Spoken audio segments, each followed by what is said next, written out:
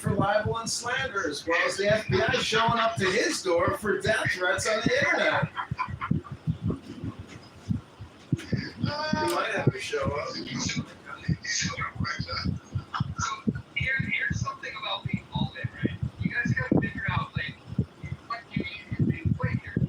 If politics is a game, and if it's a zero-sum game where you either win the election, lose the election, then I would say that the strategy and obstacles are going to make that game very, very difficult. You think outside of that zero-sum game and ask yourself, how can I win in this game that I'm playing, where I'm running for Congress, trying to bring attention to the fact that there's $37 trillion of national debt. There's $100 trillion of unfunded liabilities. If he can make a big enough splash, if he can be just crazy enough and dangerous enough and raise enough money to get the attention, what may happen is Democrats may start funding his campaign, because that would be the thing that would harm his Republican vote. And so there are different things that you can do strategy-wise that can make his voice more powerful and amplify it. And it doesn't. I think the mistake that we make is that, if he loses the election, then the game is over and he's lost. I would say that if he runs, brings attention to the issue, and loses in an epic fashion, he actually wins. And then that sets up a new game where you have a whole new set of goals and objectives. Right. What I'm saying is play plan A first and don't have a plan B. Right? Play plan B first. And you John, can you see yourself moving people in Congress as Congressman? Can you honestly say that you see yourself there? Yeah, 100%. I feel like this is destiny. My whole life has been leading up to this moment to run in this campaign. That's a great answer. Please answer exactly that way anytime anyone has it. No, but he didn't actually practice that in here. He answered like he was going to be there. I asked him, can he see himself there now? The now is all important, and what I'm doing now is all important. Yeah, you're already. I didn't say that. I said, can you see yourself now? You as a congressman right now in Congress. 100%, Tamar. Tell us about it. We're doing it right now. You're sliding into the muff. Okay. This one. Let's say. So I have a proposal, and all of a sudden now they're releasing nationally something that 0.0111 or 0.0001. This happens, right? Because this happens with folks like Scarface, right? It doesn't happen to folks like Blitz, right? Usually it's stars and things like this. So how did that happen? It's not public. So what it is, for example, I speak right now as if it is, right? And it happens because I'm aligned with it. I think there's some counter stuff going on because you think you're going to lose and then you win. I say, why don't you play to win? Be in Congress right now. Behave that way. Move that way. And then your mind will open up a million different ways and you will shock yourself.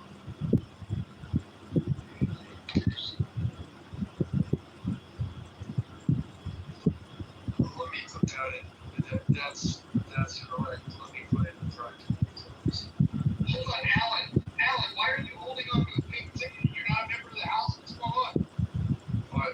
It's a different House. Oh my gosh. Wait.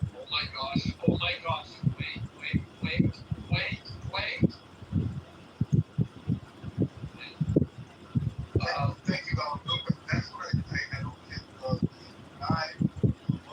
you're going to have to tap me down around because I'm going to take the terms. I've lost that right. Thank you. So, John, close your eyes. Not now. Imagine yourself walking around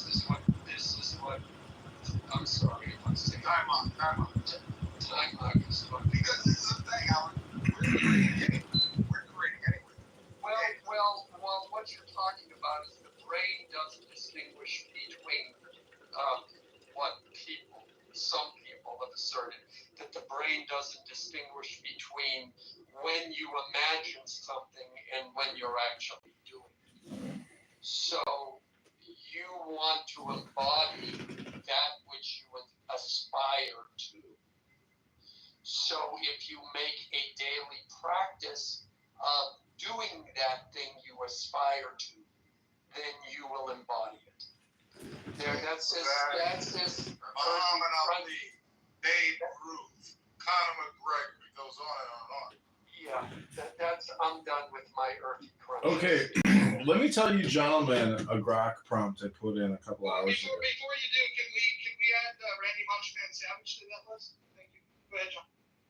So we were talking about education in Anson's room. This is what I asked Grok earlier. Hey, Grok, tell me how to decentralize education in America, how to best educate the population to create the greatest possible economic outcome and growth, while also eliminating the federal and state debts. List in 10 bullet points. This is what Grok says.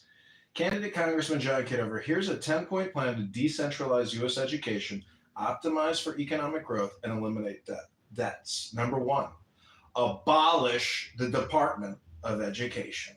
Devolve control to states and local governments and administrations. Number 2, enact universal vouchers, ESAs for school choice. Number 3, prioritize STEM, vocational training for job skills. 4, cut federal education spending and redirect to debt reduction. Now, next one, promote private micro schools and online platforms. Next one, align curricula with market needs to boost productivity. Next, implement the 5% VAT, limit tax deductions for revenue. Number 7, cap state Medicaid education budgets to balance finances. Number 9, foster local innovation for tailored, efficient learning. And 10, leverage skilled workforce growth to erase debt. So I ask you, people of Clown House, do you think AI will play a role into decision-making of your future government and where your money's being spent? Yeah, big time. Yeah. And why is that? Why is that? Is that because AI is intelligent and is going to optimize the spend? Well, you just used AI just now to ask a question, so I think that, obviously everybody, but maybe broadly speaking, that doesn't help, so. Oof, that's a tough one. You don't have an answer for that. See, like, I see John here, right? And I say, wait a minute. There's what, 25, 30 people here, right? You're friends with what's his name, Lou and others, right? That have hundreds of people in their home, right? Why isn't he? Why aren't you? Hold on. To answer your question, we've already reached out to Lou. The interview is coming. We don't have a date or time set up, but Lou is very interested in reaching in interviewing to his audience, John Kitover. And while we're at that, listen. Before we get in front of Lou's room and Lou's audience, why don't we take care of what's happening in this room with this audience? I already asked you. He hasn't even asked me, sent me a message. He hasn't even said, but I don't want to get involved. I don't. But time out. Maybe you're a spiritual advisor. Maybe you're involved in ways that you don't even know. Maybe you're right. I would just say this is a good time to remind everybody. It's a good time to fork it over for John Kitover.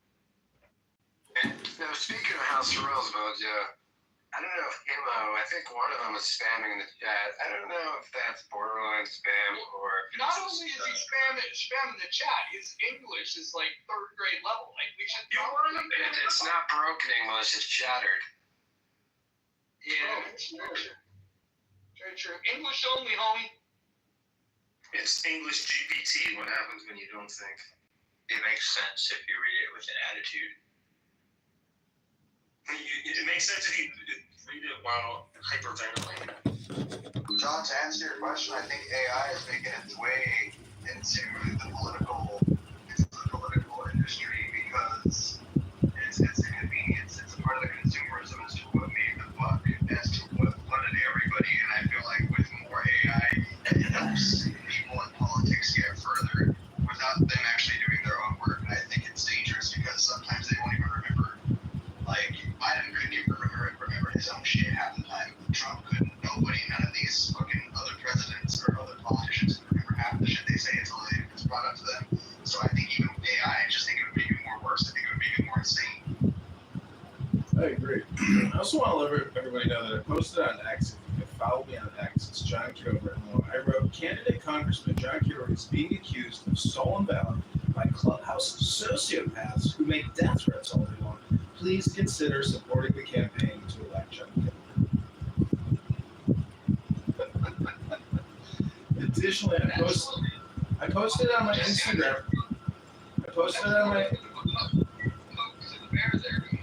Oh, that's okay. If they want to stir the pot, I'll stir the pot with them. We'll make a real sweet brew. So when you say sociopaths, I mean people that come on Clubhouse and literally for 30 minutes straight scream death threats. Even though they know they're being recorded, you know what their Instagram is. So if you go to John Kitover on Instagram, you can see a picture of my second lieutenant military ID, which is in this room as well. And in that post, I stated that I'm going to file a lawsuit against Brad Stuffelberger, the Irishman and sea pirate of Clown House who makes death threats and casts libel and slander all day long on Clown House. gosh, I'm suffering. I don't condone that behavior. That's okay. I don't condone people coming on here and making death threats and they should be making shepherd's pie. You say control back then, so what? It's just control. I don't think John Kitover ever did to wait for a 2-year-old to turn 18 before he raped it. Listen, we're bringing drama now into this room. I think it's the same room, actually. We're also, we're not going to be doxing. We're going to follow our rules. There are rules. I would just merely submit that this is actually the same room. This is the same room with 1,000 posts. So technically it's not a new room. Just to correct, your rule interpretation. Well, I was interrupted by John Kitover. I just want to say, this sounds worse than fucking jealousy. Oh, I agree. What did you say? Journalism, poor doctor. Oh, we're talking about death threats. Hold on. Well, listen, some people make death threats. I don't want to make, I don't want to make this about doxing anybody. Let's get away from that. But to compare this to chillism, you have to start looking at what makes a chillism. Chillism room is 45 minutes of arguing about a book that nobody even read. Chillism is a room where 45 minutes is spent talking about the angles. And then when you ask either of the people involved, such as concrete or height, and again, I'm violating rule number 9 here, but I apologize in advance. I'm flawed human, so sometimes I agree. But no, these guys, they argue about things that they've never read. They acknowledge that they've never read. So that's the difference between chillism and here. At least we have people that read. We read out loud in here. This is how we know that chillism is different from this room. Is because not only do people claim to read, they actually display that they can read, and they do it publicly. This is something chillism would never do. I challenge people in chillism to do a book reading and watch how many people move themselves to the office. I'm just saying I can't read, so I'm in the right place. Surely you guys will read the book to me. I think we're about to read The Art of War in the month. That's okay. No way. Well, you know,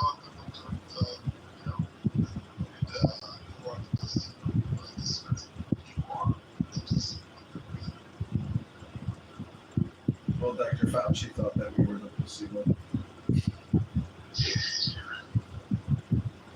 My ex-girlfriend just was saying, hooked up back in the day.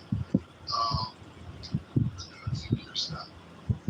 I was talking to her. She sometimes she was sending political commentary from places like CNBC. Now, I don't get into all that, but I can tell that's not. I told her these are not journalists. These are opinions. I want to tell you shit. Did you miss that one? She wrote me back. USA is not good for the world. You need to wake up. You need to wake up. Yeah. Dolly wrote in the chat that these are dynamic conversations, and I would agree that these are dynamic conversations rooms. Well, most clubhouse rooms are not dynamic, and they're actually just echo chambers, unlike when you're inside the muff. I agree. That's what I like Mojo is because he's willing to go down the muff and pointing out that they don't actually read the book and that they are now the book. Can someone explain to me what in the muff actually means? What does that even fucking mean? So pretty much like how your older brother. It's an Italian. Yeah, it means like you're a pussy eater, pretty much. Like. No, hey. Nobody can explain in the muff to the gay people.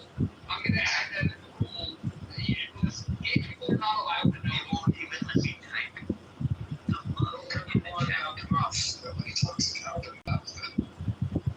That's like It censored me. Hey, there's no rule around that. They're gonna let you know you just made that, but there's no rule around an original. I may have rules. I can have rules all the time. We've already been editing the rules. So this is what AI is just about in the muff and what in the muff means. So the phrase in the muff can mean different things depending on the context. Number one, the muff refers to a field that's empty task or presents the ball, usually on punt return. So in the muff could refer to moments in a rugby game when the ball is loose due to a muff catch. Historical context or passing context. In a muff. Hold on.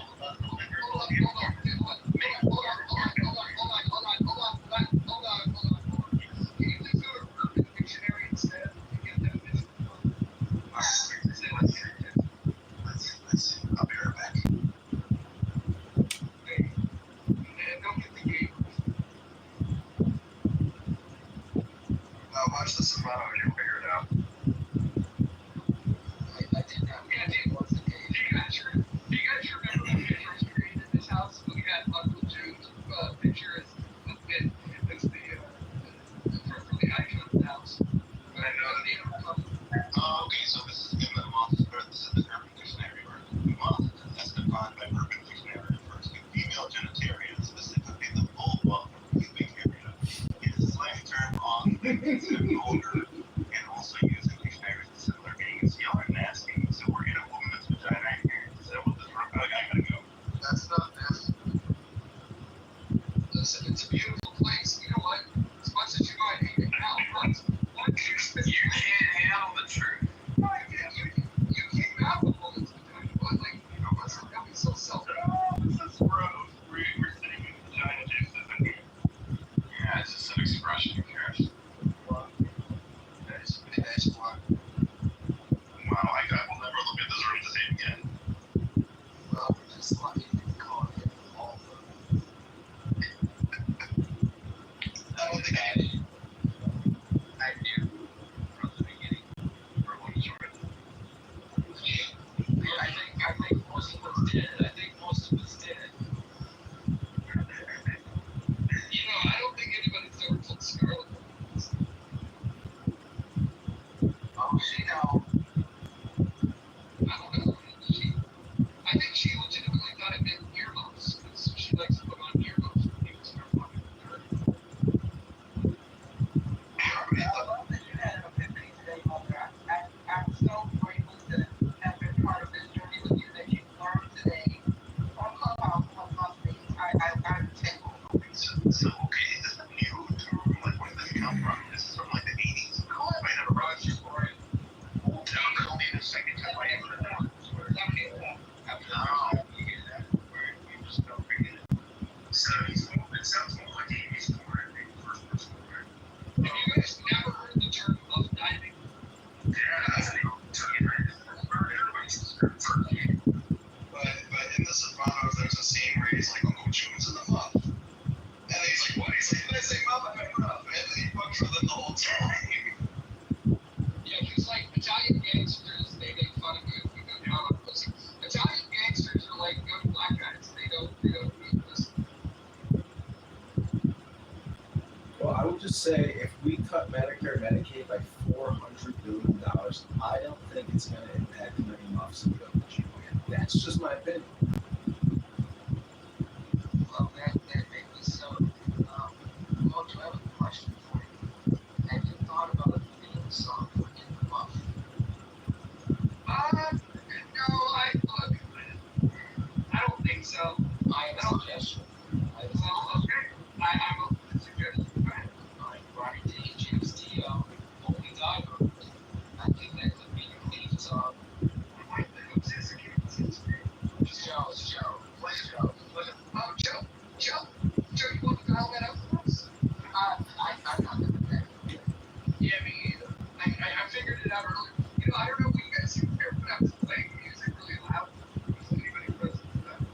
Can I be there? I don't think so. It was pretty cool. What was the name of the song? I was there. It was great. Holy Diver. Ronnie James Dio. James Dio. Holy Diver. Dio. Yeah, he's a good guy. He's a good Italian guy. You're the star of the masquerade. No need to look so afraid. Yeah, it's a good song. Ronnie will sing. Oh, he's great. That was pretty good. I don't know what that was. That was pretty good. Guys, this is. I said Holy Diver, but I didn't say the artist. Maybe this is his thing. Tell me. It's heavy metal. Did you have a mind on this beginning? I don't know. It's fine. Yeah, I don't know what it is.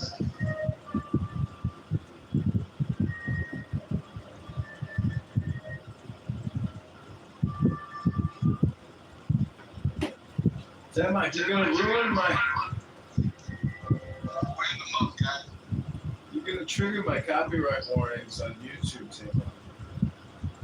So, how many seconds? I usually try to turn it off immediately, 4 to 5 seconds. You're cooked 15 seconds, they nuke your account, and your whole career is over.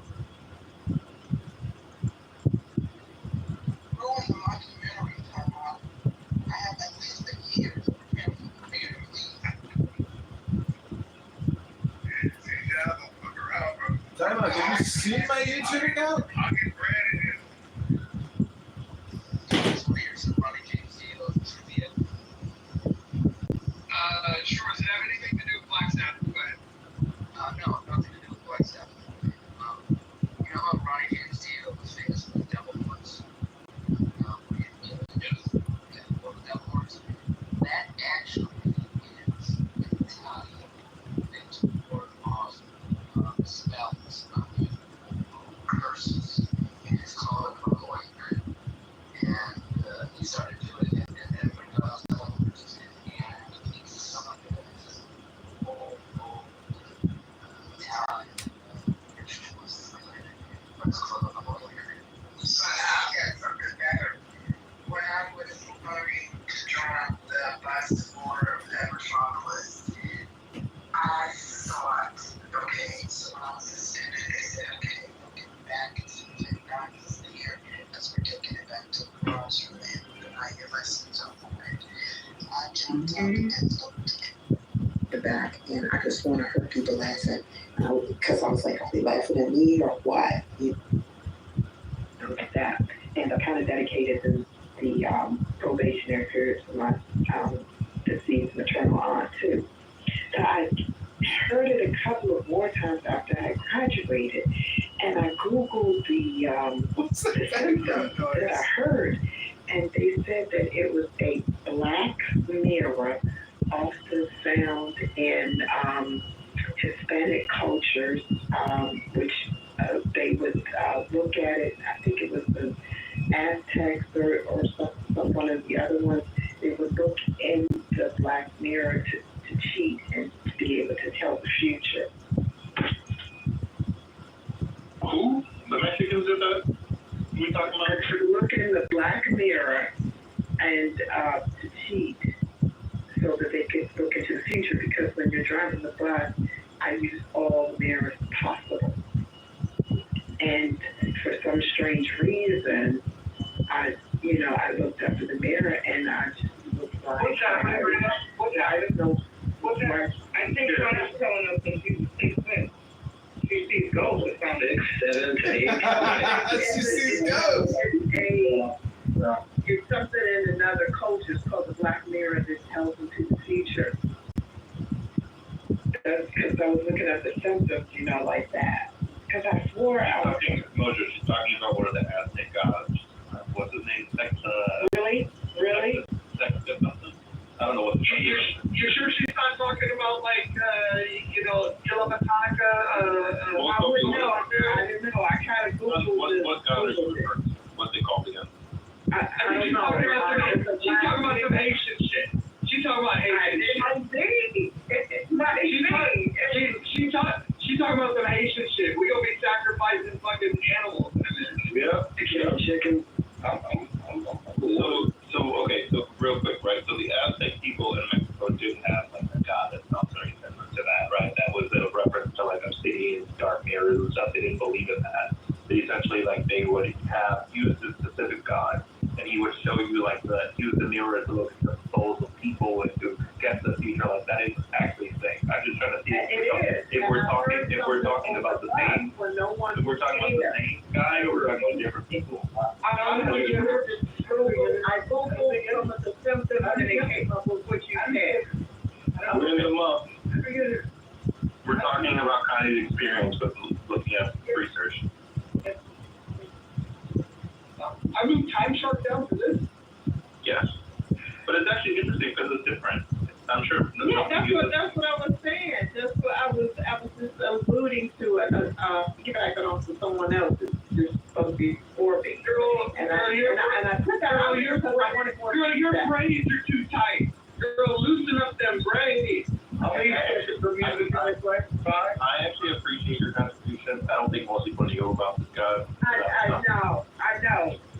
know. I mean, I made it off as I was. I mean, first of all, what you really? I thought I was hearing things.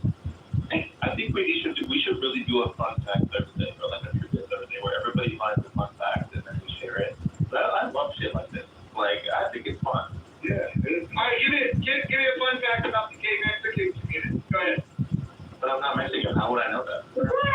I don't believe you for that. Don't be racist. How many seconds of music can we play? Because I want you guys to hear this much more. How about 5 seconds? Alexa, play. I swear to God, like, what the fuck is this? He doesn't like the Arabs, but he's going to here as well.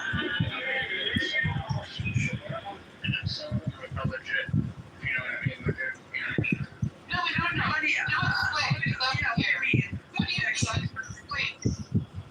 Now that's it. That's holy diver. That is holy diver. Do you guys want to run fun facts for today? Okay, so which country has more pyramids than any?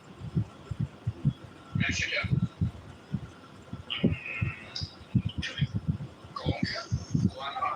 No one ever guessed.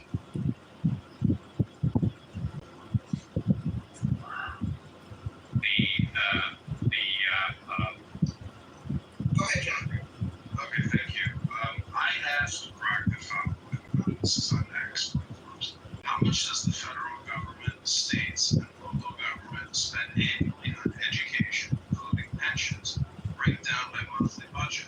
Also, tell me the best way to enhance education while cutting annual budgets by 50% to pay down the national and state debts.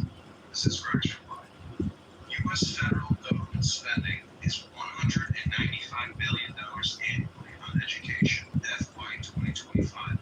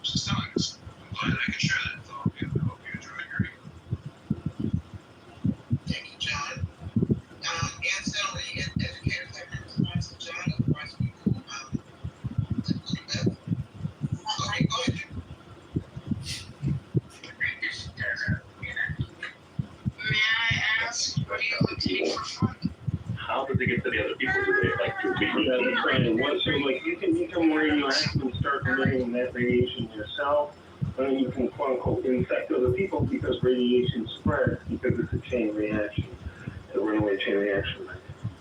Hey, Io, can you explain to them the way that you can do that brainwave with a microwave? He doesn't think like it's like Havana syndrome, but can you explain how you can do that? Oh, yeah.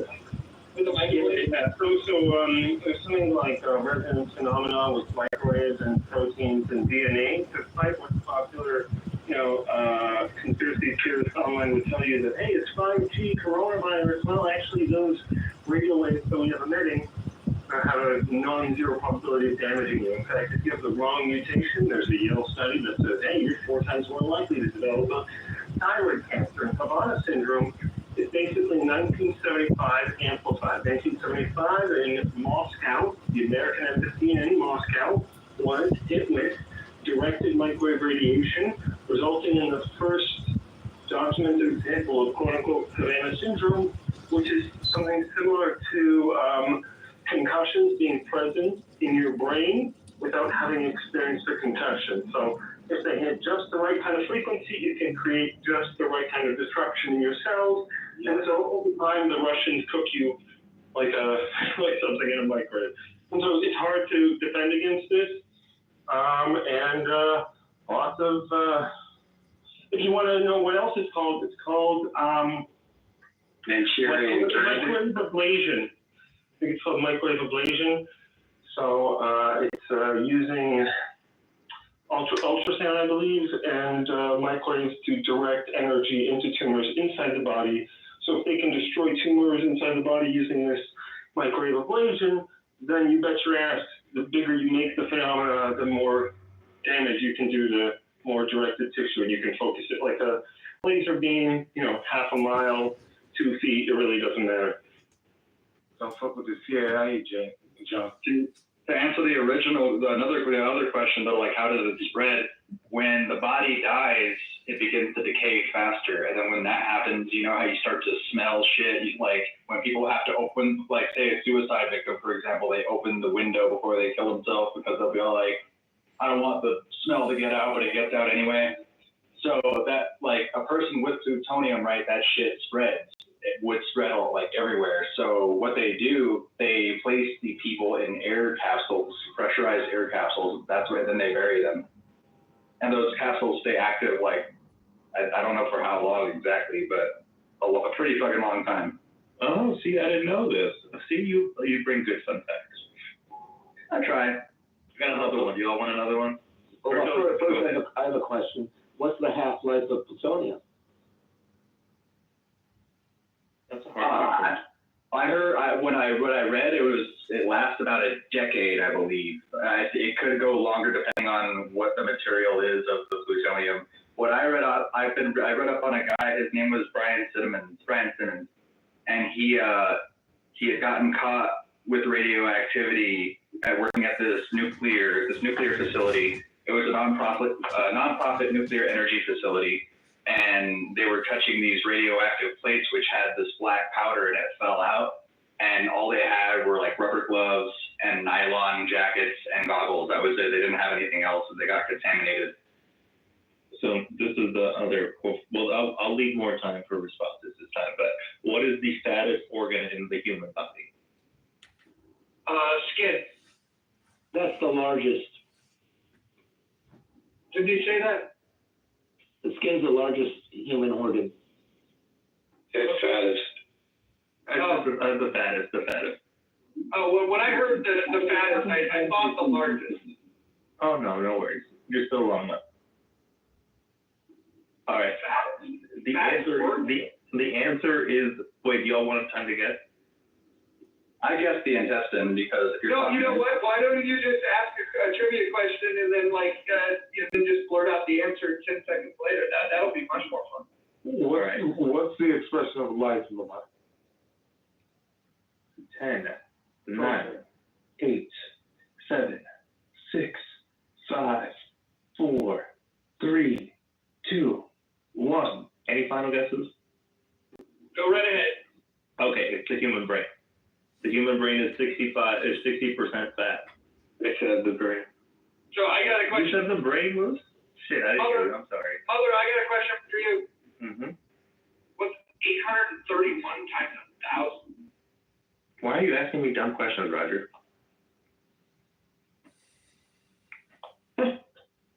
You only have to know that if you're running for Congress in the District of Illinois.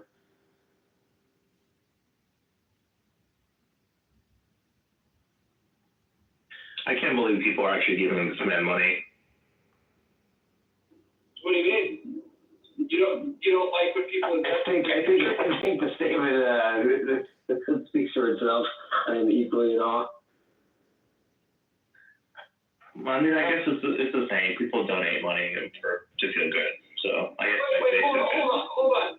I remember when a fucking guy that was a real estate tycoon and then a social media host of a show got involved in politics and everybody said he didn't have a chance, and next thing you know he's ran at 3 elections and he's won 2 of them. I mean, I don't know, man. Just give him a chance. Hey, John, do you know James Snyder? The guy that shoots people in the face? I was just gonna say, have you ever ran into him in your career on your way to Congress? Clubhouse, I've run into him on Clubhouse, and I think he's a patriotic American, and he shared some fun stories, and he has shared some great insight into his political endeavors and his interactions with his Republican GOP in his area. And so, I think you should honor all speakers on this app because everybody can play their little role. I think what we should do is invite James Snyder and get that guy Myth back, because James Snyder has shot somebody and Myth has been shot. I think that would be a fun conversation. So, any more fun facts today? Roger, can we do a trivia Thursday? No, you asked that before and I told you it's a bad idea. Why is it a bad idea? Because people have access to Google and they would cheat. Oh shit, you're right. We did talk about this. I forgot. It's been a long day. I'm sorry. We talked about this early. It's okay. Random trivia, nobody used Google. Who's the highest ranking official at a homicide crime scene? The FBI? Sir, unless there is detective placed in jurisdiction. Chief detective. This is just a local homicide, not federal or kidnapping involved. Guess again. The lieutenant? The sergeant?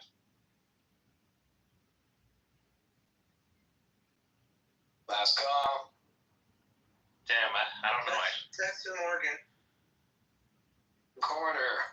The coroner is the highest rank. The body cannot be removed without the coroner's approval.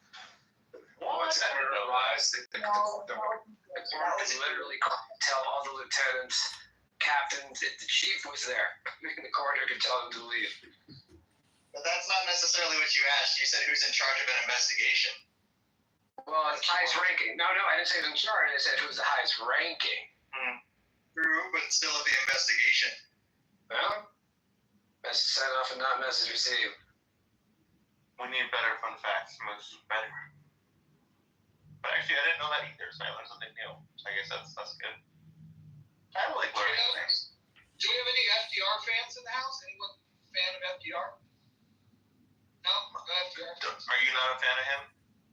Well, are you? Believe it or not, are you talking about Franklin Delano Roosevelt? Yeah. Actually, that is the cousin of mine. Okay, well then let me ask you a question. Hold on. May I ask you a question? Since you're so familiar with him, what is your favorite of his Japanese internment games? Oh no, I only paid attention to the landmark to connect dots. Hyde Cemetery, Hyde Park. I only paid attention to that. I didn't get into deep details about the type of games that he played. What's that high-pitched whistling noise that accompanies you, Connie, when you're speaking? Is that like a sound weapon in the background? Oh, that is the pipes. I'm in an apartment. That's the pipes. Oh, really? You need heat meeting I in got the the door summertime? open to monitor it. Is it New York? No, I'm sorry, it's Silver Spring. Don't dox yourself. Don't dox As yourself. your attorney, I urge you not to answer. Yeah, don't dox yourself. As weird as you are, I will protect you. Oh God, the county's so huge, they'll never find me. Well, they've narrowed it down. So But you know, you're right. But I mean, I've seen him in what do you call that? The waiting room. He's pretty cool. He doesn't have time to dox anybody. The problem is the whole fucking room is listening. Oh, that's true. But I'm a public figure. It's already on my Instagram and Facebook. It's already there. No, you're totally right. There's nobody that's listening other than the two people that were talking. Nobody on this app would ever have bad intentions and do something called doxing. hey, In fact, I should have raised it as a rule because it never happens. Why even have a rule forbidding it? Okay, but the truth to that is that the county is already listed on my Facebook. All right, go ahead and dox yourself. I'm going to modify. Hold on. I am going to modify rule number 2 to say no doxing unless you want to dox yourself. But she doesn't start trouble like Roger. Come on. Oh my God, have you heard this woman? Who starts trouble? Connie. Scarlet. Okay, who is the most problematic person in this space? Wait, On the stage right now? Yes. Ooh, boy, that's going to be a toss-up. I would definitely say the messiest person is Pockets, but... Oh. Yeah. I expect you to say Fox. Sounds like What do you, but I'm curious on the time scale, because if you mean now or later. Well, however you want to interpret it. hey, this is candidate Congressman John Kitover. I just want to read you a new Grok prompt I wrote. It says, what are the top 10 budget items of the U.S. government and break down each into more detailed analyses to determine the best way to optimize the federal spend to optimize the economy. This is what Grok writes back.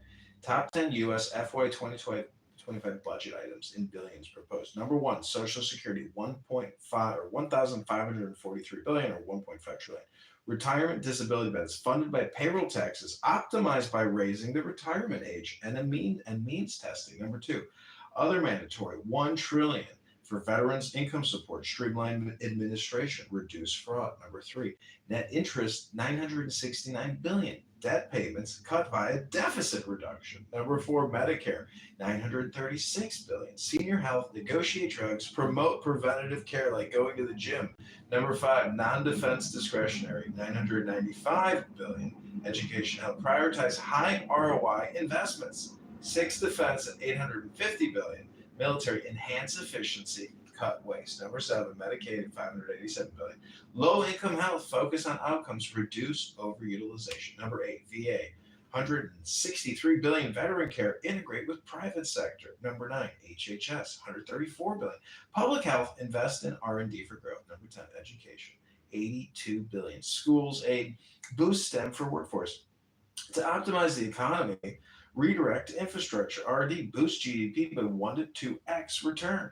Reform entitlements for sustainability, cut regulations, subsidize, promote high-skill immigration, aiming for 2 to 3% annual growth while curbing deficits. I hope you enjoyed that information injection.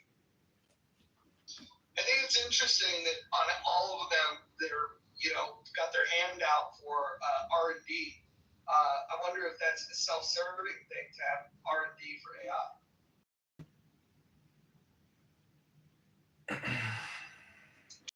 If you could just check your back channel with some of the suggestions for your minor improvement for your Grok and other tools. If you personalize it a little bit, given what you're trying forward, so I'd highly recommend you check it out, my man.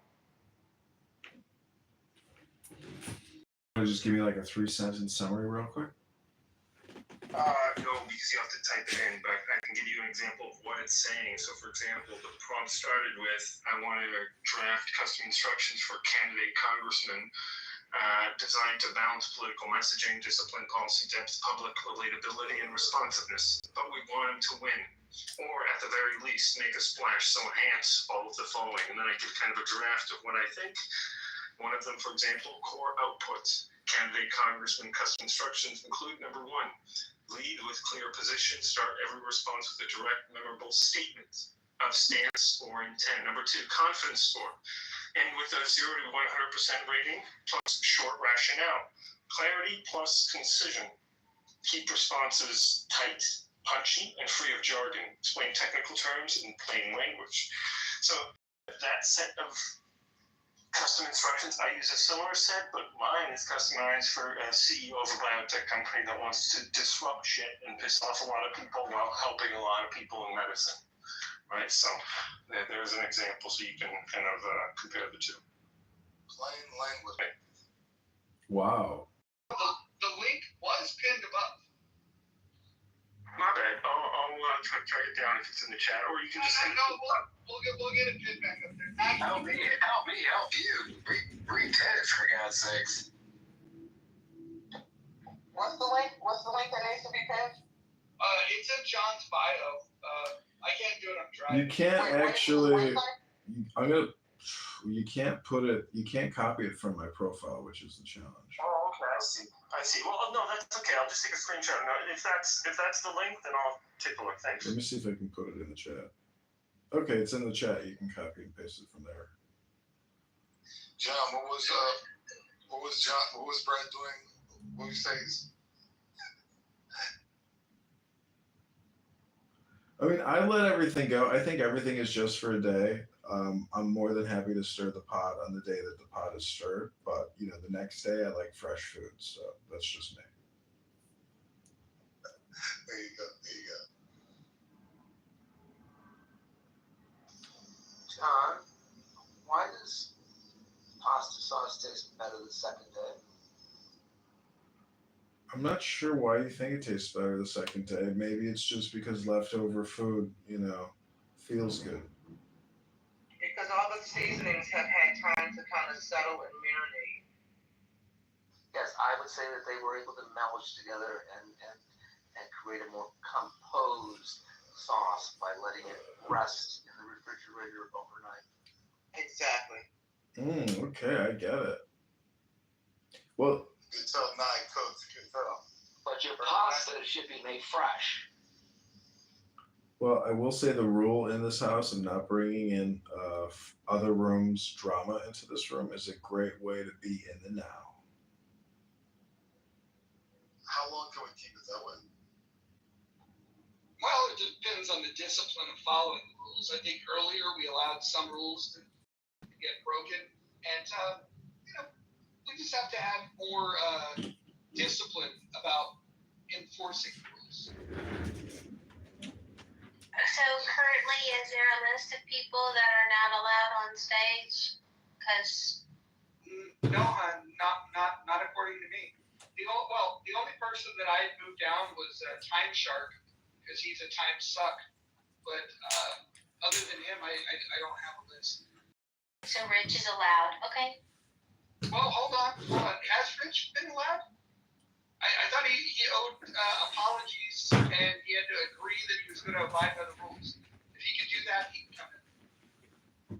He was in here in your absence, and he told us that you had co-signed that.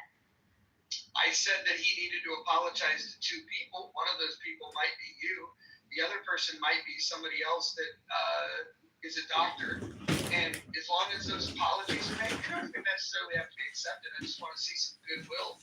And then an agreement to follow the rules. I think agreeing to follow the rules will cover a lot of it. But I just want to see if we can get him to humble himself enough to offer an apology. Because that would be fun for me.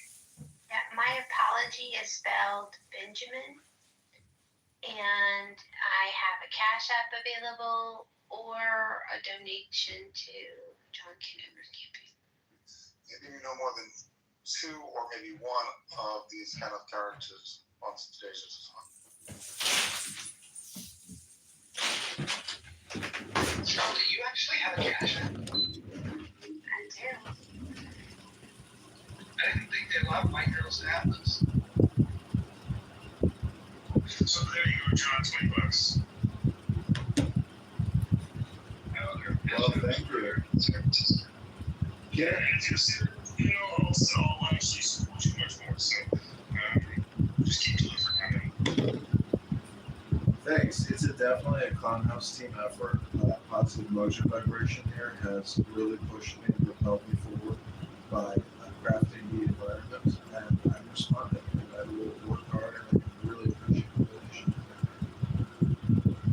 All right, well, thank you for your service, and thank you for your continued service to one of the most important missions in the world. So thank you for bringing such an important mission. Really appreciate it. Even though I'm just a comedian.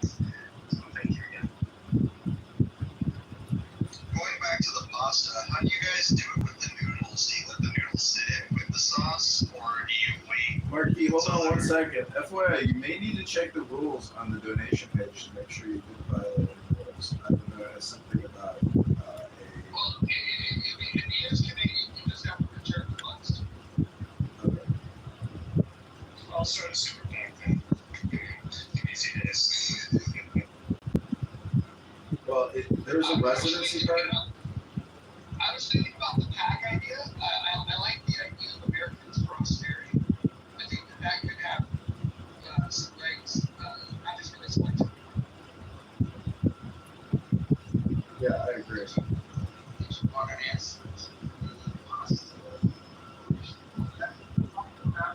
mean, again, just like when you put the noodles in the sauce once they're al dente, or wait until the sauce is done. Because I don't like it when it's all watery. okay. Then you want to think it is the PAC. It's the process of finishing. Add the sauce. Wait, why did it go on sauce? Is it gravy? No.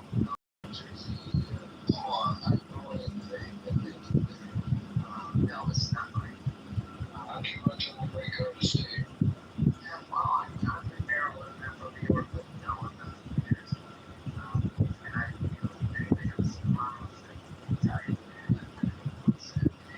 Anyway, like the card is a method for finishing the pasta.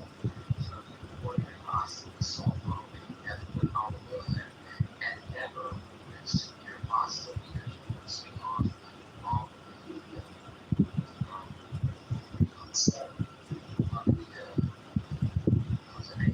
the starch. Yeah, so that's not what I'm looking for. Starch. If you want starch is what makes the sauce adhere to the pasta. So you take your pasta and you saute it down and you put some sauce in and very high heat. So you throw in the pasta, you stir it and carefully coat the pasta. That's called finishing it like we got it. And then it was like, and that will make all of your pasta taste better if you use that method. Okay. So that's what tagliamo. You put in the oil just so the noodles don't stick, but No, never put oil in pasta. The Paolo Italiano the vino del Giuliani.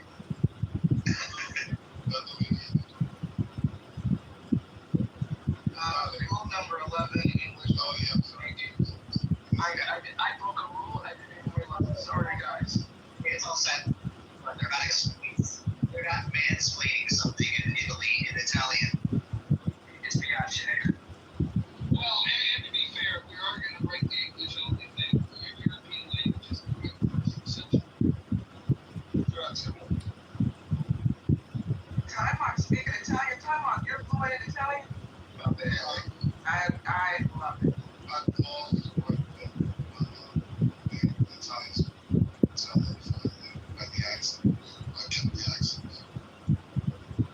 Yeah, living in Italy, very quick, very kid. 10 to 13, more or less. Just speaking the Roma, I've also been Roma.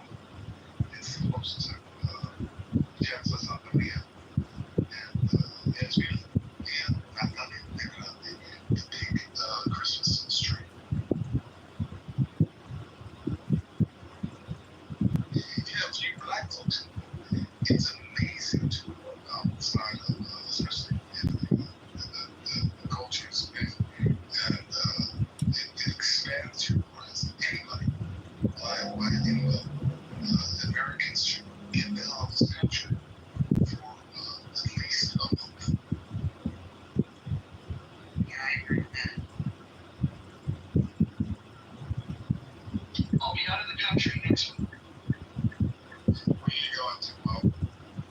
I'm going to Vancouver, BC. Do you use your Cash App? I don't understand the difference, but Scarlet's Cash App. you've been to Vancouver before? Yeah, I love Vancouver.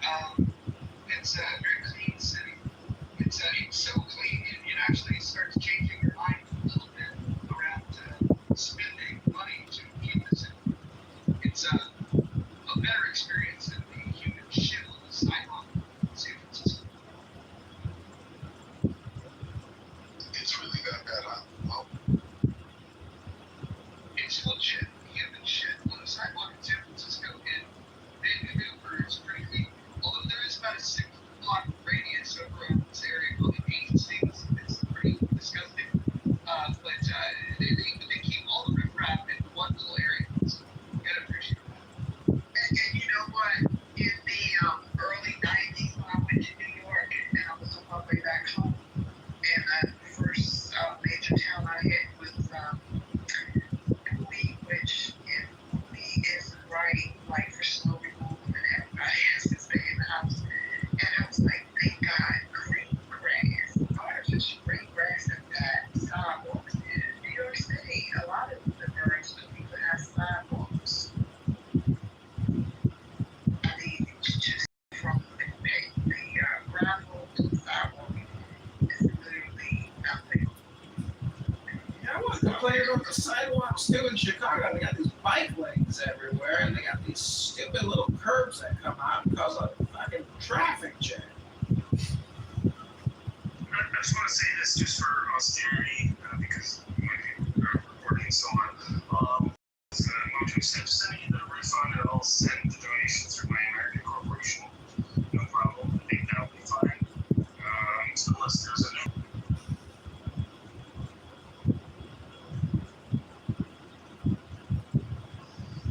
So one reason why they got a lot of bike lanes is because U.S. Department of Interior implemented it and paid for it. And you'll see bike lanes even alongside highways and patrols and bridge. You know, they even have a bike lane on it to be completed. And how many bike lanes I hadn't already seen, you know, in Washington, D.C. area, but yeah, it's been implemented, so it's kind of like mandatory.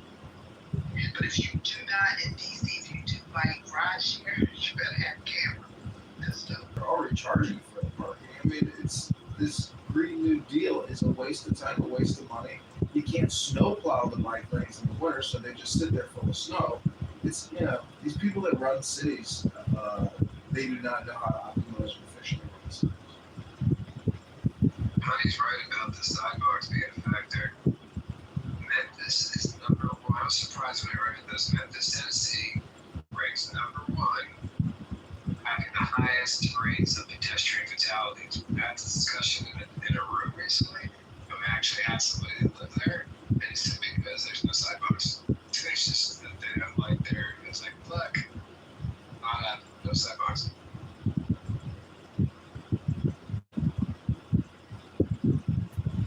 Well, you know, they're out, you know what else there is? There's no more money in the treasury. There's $37 trillion in debt. Those are receipts. But other than that, there's nothing there.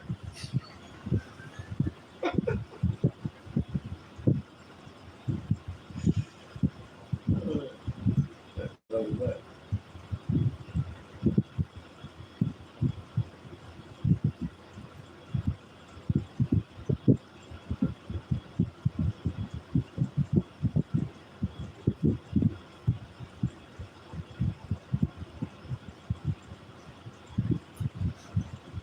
Does anyone think the gold is actually in forex? Is there any gold in forex? Yeah, I think there's actually more gold than they report because all those governments that you overthrew in the Middle East, they are reporting their gold missing. So I suspect it's actually much more problematic than anyone wants to audit. So that's my suspicion. Yeah, there's that famous little Tom Cobb in the truckload from South.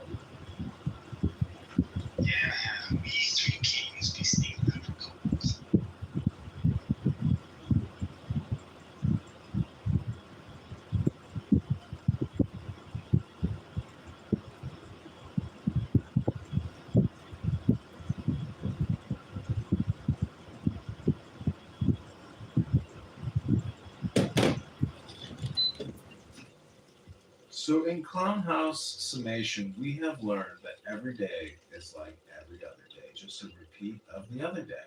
Welcome to Clown House.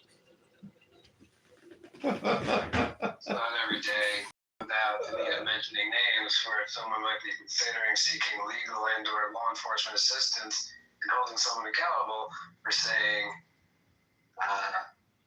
dangerous things. Well, I believe that it's a roast, and tomorrow the roast will continue.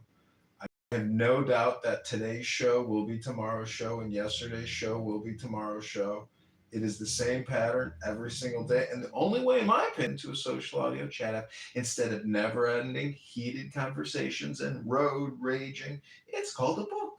Maybe we should try it again in a month.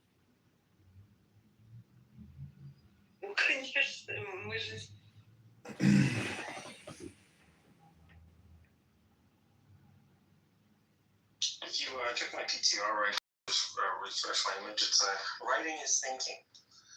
And too many people are doing something like cognitive offloading into the AIs. Even early studies now with like doctors who are and I can't even say the word. Several doctors' studies show that if they do enough cognitive offloading, they actually become worse at diagnostics. So this idea of letting the AI think for you, that's like saying, hey, I'm not going to lift weights. The robot will lift weights for me. Well, then how are you going to get healthy, right? So might be something to add to your arsenal there, John.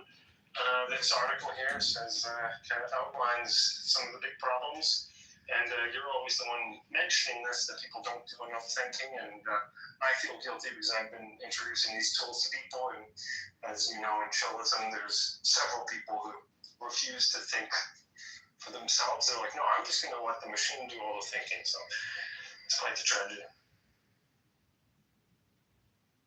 Have you ever encouraged the people over in that room to like read a book?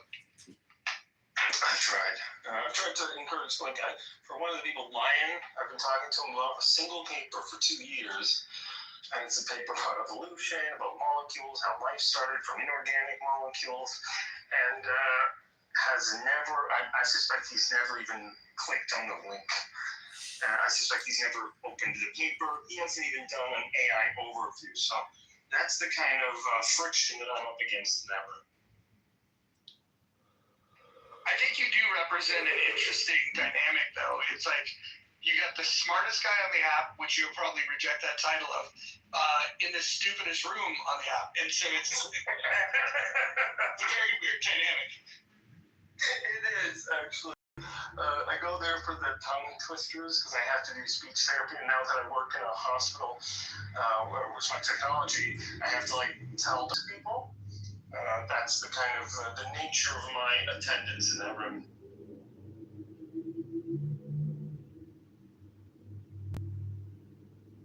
And John always gives me shit for it, rightfully. So it is sometimes like Clown House in there. Very, very, I think there should be an app called Clown House made by John, and that could be itself a political movement. That's a good idea. That's a really good idea. Clown House. It's not a good idea because you're already on Clown House, so it's already happened right now. 5 seconds of music, 5 seconds here, guys. Hold on a second. I want to ask Io a question. Io, if you were to play a real world version of Oregon Trail, but let's say you're just boldly going to some new place and you had to fill your proverbial wagon with 4 people. Oh shit, chillism? Okay, so Lion's wife is a nurse, so I'd probably take a nurse or some medical professionals, so Lady Lion, the better half of the two. That would probably be one. And the 3 other I'd think, and I don't know, but that's I'll have to think about the other 3, so give me a few minutes. Maybe just the 3 fattest people, so you'd have people you could eat as they die along the trip. Oh shit, okay, I didn't know it was that kind of trip. But that's a good point. I forgot that the Oregon Trail was treacherous. Donner party.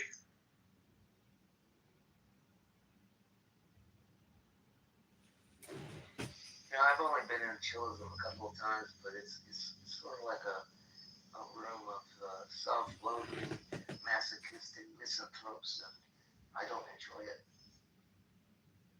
On a good day, it's a circus.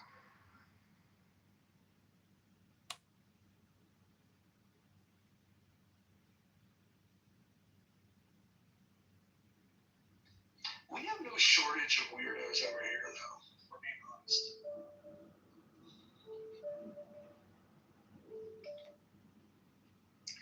Hey, Jill, I got a sandwich I make that you love, but you have to like lox. Do you like lox? I love lox. Okay, so listen. Whole Foods makes a package of croissants. There's 4 in a pound. You get the croissant, you put it in the oven just to warm it up. You put olive oil in the pan, and you get those thin slices of lox. You don't cook heavy, light, and great tomatoes, cut them up, or any tomatoes. Just enough for a sandwich, and you let it sit in there in the olive oil. Then you move it over, because you're not frying these lox, you're just warming them up.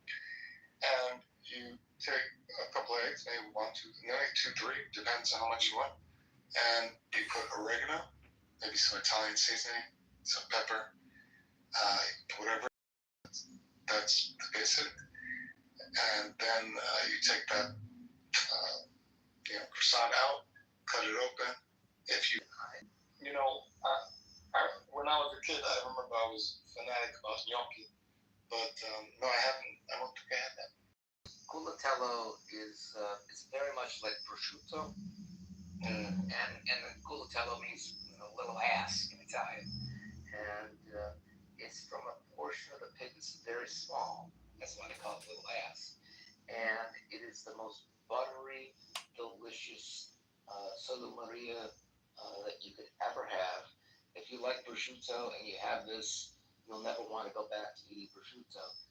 Although it does cost like $40, $50 a pound, it's delicious. If you could find culatellos disabello, you should try it. Put it in the chat for the folks. I'll find a link and I'll put it in there. Yeah, and then anybody go to Italy, go to South Italy, and you'll have like buttery mozzarella, buffalo mozzarella.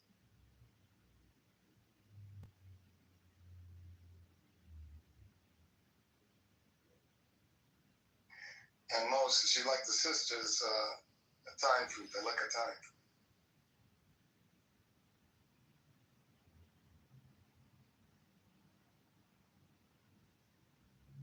Are you talking to me? Yeah, Moses. You like them sisters, right? I used to. There's a white girl on this app. It's just she's so cute. Where you don't have to give away, but what part of America or what area does she live? I would never say. Well, Wise man. shooting your shot is good.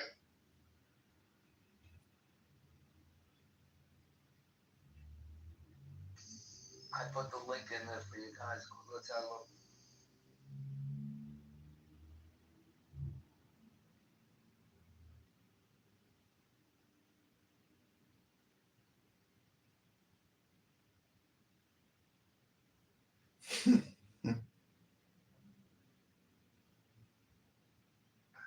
Yeah, Joe's for real. You can tell. He's for real. I don't know, man. He still calls it sauce and not gravy. Like, I know some people that have a problem with that. They're all TV characters, but they don't have a problem with that.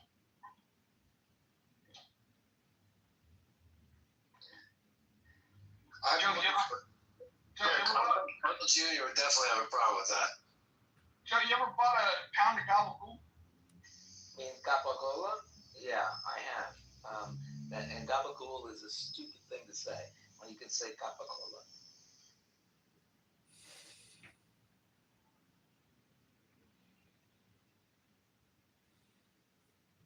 And I wasn't calling you stupid. I was calling Gabagool stupid.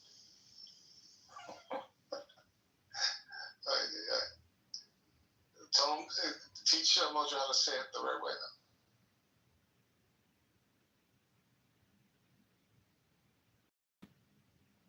Say it the right way, Jeff. C'est mozzarella. Mozzarella. So Mojo, for this weekend, I'm not sure I want to download Chatter again. I guess I can on a burner phone, but they deleted my account, John Kitover. So there's still a lasting sting to have that account deleted. But I would love to transition, pivot, clone, and redistribute the Mojo experience across multiple platforms. Yeah, let's make that happen.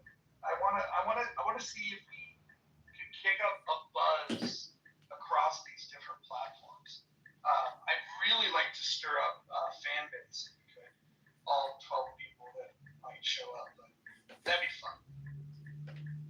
I'll actually reach out to Isaac Hayes and say, hey, would you be interested in participating in a room where someone running for Congress in Illinois is going to be there? He would probably love that. I'm pretty sure he knows my name, knows my face, but I would love that as well. And X, I think, is the biggest place where we can have the most fun because that's where the most insane anti-Semite, Jew-hating, racist scumbags live by the thousands. Well, you know what's going to be great about that is that the challenge is I nuked my fucking old account. It was becoming like I was spending. You think I spend time on here? I can spend time on here and multitask, but I was doing this thing over there where like I wanted to be the first to comment, so I could really pay attention to it, and it was too much. I had to fucking delete it. But there's some people on there that if we reconnect with them, they do the very kind of spaces that would be good. Of all people, Stephen Bader would be good to connect with over there. Plug into a community of people that want to reduce the debt, or at least say they do. Well, you need to create a Mojo experience account. And I have many X accounts with many followers. So any content you create, I can retweet and vice versa. But we can rapidly grow your account to where we should be able to get seen in the open X spaces. I like it. I have a Discord, but I don't use it much. Is there anything happening there for something like this? Discord is where the planning for these types of rooms take place, and it's a very toxic environment for most people. Be careful on Discord. Yeah, I just go for a writing. It's a writing workshop that we do there. That's it. I don't jump around. I don't even know how to use it really. Yeah, Pepe likes to say he came out of the most racist rooms of Discord, and he was a neo-Nazi at the time.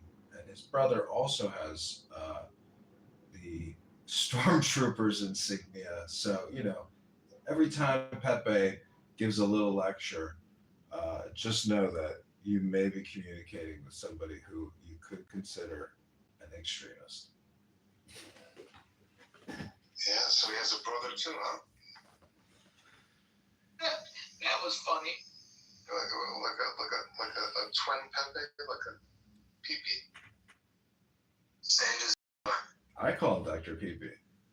Pepe and Le Pew.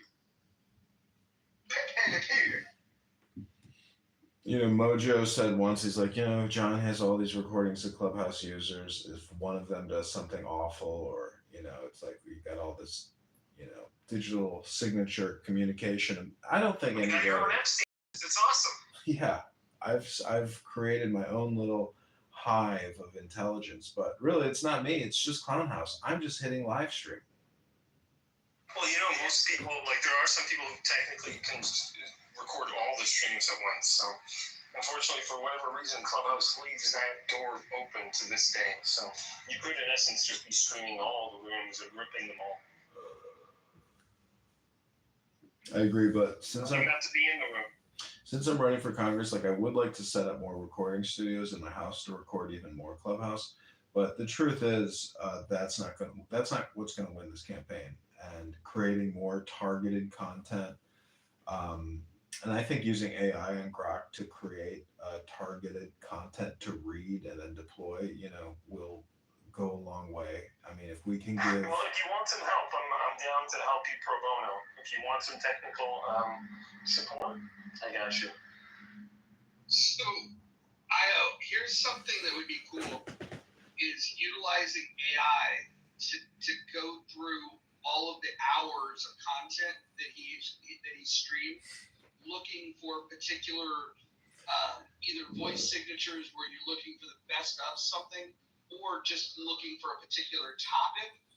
Is that something that that you would be able to help out with? Easy peasy.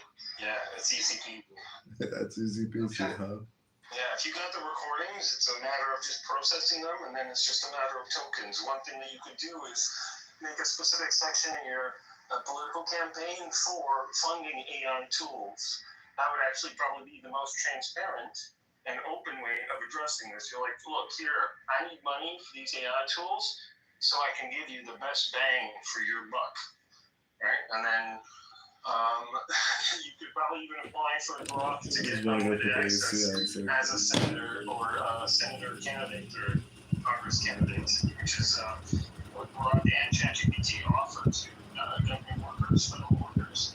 So there's probably like an email that you could write to get kind of like, $100,000 in monthly tokens, which is what they give to startups. So it's not beyond the realm of possibility to just get $100,000 each for like NVIDIA, ChatGPT, Google. Each of these companies can do that for you. So there's probably many creative ways of doing that, but it would just be a matter of getting those kind of processing. So I think for like an hour of processing audio, Roger, it's not big bucks.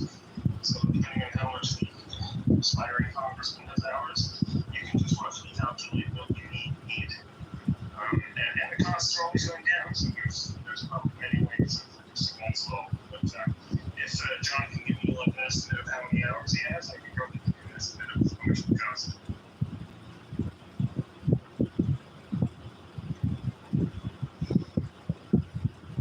So many possibilities. I like it. That was actually one of the smarter things I've ever heard in Clubhouse.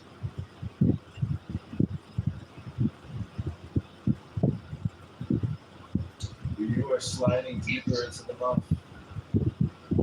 Joe, I've told him this many, many times. I have probably only heard it half a dozen times. I believe that he's the smartest person in all of us. Well, yeah, but the idea of running a campaign using AI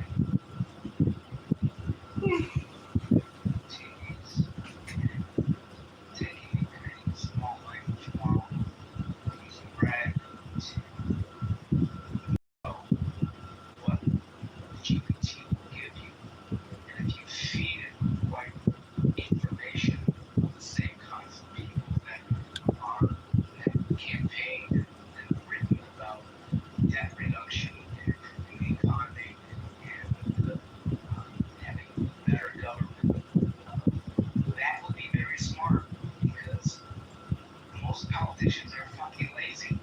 And if you had that and you started building your campaign platform based on real data of some really fucking smart people that are in agreement with what you want to do, that could make you unstoppable. And when you talk about your campaign, great. Speaking of making you unstoppable, John, let's hear your words after your Mr. Kitover. There's been some talk of concern with the public of you recording those on an app without their knowledge and consent. What say you to the privacy?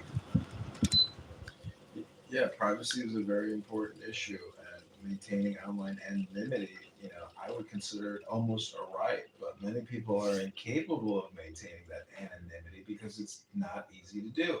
The Digital, Surveillance Act tied to the NDA, which is $1 trillion a year, with their NSA facility in Utah, everything is recorded. Everything is put into these massive data storage centers to mine for future crime, potential terrorists, to look back and do research on crime or terrorism, hopefully. So I would just say that, if you have a complaint about me recording people on Clown House using vulgarity, racism, hate speech nonstop, well, I would just say the government's already doing it. So I'm just doing a duplicate or a duplication, and I don't cost anything. But the government is charging you $1 trillion a year to do this type of operation through the NDAA. So don't complain to me running for Congress. Go complain to your current congressperson or senator. Yeah, the name of the program is Echelon. It's intercept everything in the air. So there is no privacy. Signals intelligence means anything but they intercept to record and decrypt later, and they have all of the encryption keys. That's why they call themselves the equation group, and then the opposing group is called the shadow brokers. So that's kind of the players involved in what John just mentioned. Well, but as far as Clubhouse goes, you gave up your right in the terms of service on Clubhouse to be recorded. So you got nothing to stand in. These people who put in the profile write up that I don't want to be recorded. It's worthless. Doesn't mean anything.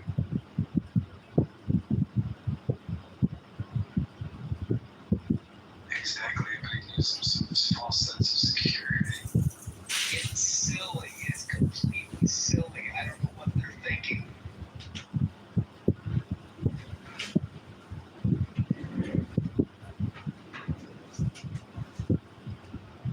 I mean, people want to be intimidated, and part of this ridiculous game is anonymity. But then you develop friendships and relationships with people off of this app. And, I just don't like to hang out with people who spend their day, doing homicidal ideation and making death threats for 30 minutes straight on this app. I don't know. That's just me. Those are the kinds of people I don't like hanging out with. It's nothing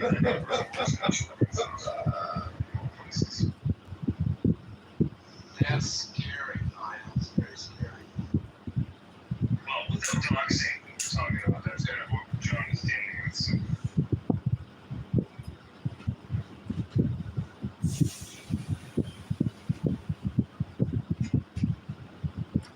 Very triggered. Discuss what interact.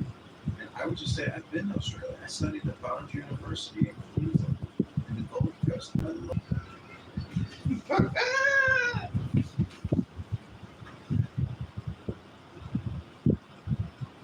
I'll buy taking it to be honest. I want to try and commercialize a person's asset, which is pretty disturbing. It's pretty quite like I think it's disturbing. It's one thing to be able to sign up to a service in itself, where you actually are aware you have consent, you give consent, but people are coming into rooms and sharing information about themselves, aware that you or other people for that matter are recording you, also live streaming. By the way, I didn't give you consent, and you utilize my voice on any of your streams. FYI, you put a restriction when you might on how people choose to be able to engage in groups that you're involved with. So that restriction is on you. You essentially have a connection. I don't think you can get your jollies out of it. And that's all great for you. And I know that Clubhouse is recording this, and that's what I'm giving consent towards. But never gave you or anybody else consent to be able to stream my voice, my thoughts and ideas for you to be able to commercialize on. And for that matter, I find it really disturbing that a person is really tending to become a congressman, knowing that they're essentially breaking the terms of the service and being disrespectful towards other people. And it's disturbing. Do you think that the title of this room covers that whole idea of people not knowing that they're being streamed? In the title of the room, it says it's being recorded. Yes, no, there's a function facility at the top there on the other side, which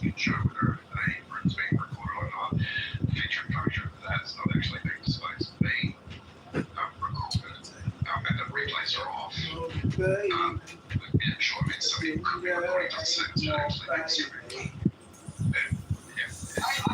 If it said streaming live to you, do you think that would be a good display? Look, I think we'll discuss this point to the nth degree, to the point where it's almost dead abuse. But I appreciate that there are certain types of rooms where individuals are conducting themselves in really salacious manners. And I'll mention his name because his rooms are literally 24/7 filled with hate, vitriol, discussions of terrorism and all that sort of stuff, and just outright racist and anti-Semitism in all literally everything of the day. So I think it's actually great that whoever chooses to that's out there. Baby. I didn't go 8 more, baby. It's disturbing that any individual chooses to be able to expend so much time recording a live stream with 50 plus mobile phones. I didn't go 8 more, baby. I didn't go 8 more, baby. Government who does this. I didn't go 8 more, baby. I didn't go 8 more, baby. You know, I appreciate the criticism. I think it's maybe warranted, and I think you're a great critic. But I was working on a song while you were criticizing me, and it goes a little something like this. I didn't go 8 more, baby. I didn't go 8 more, baby.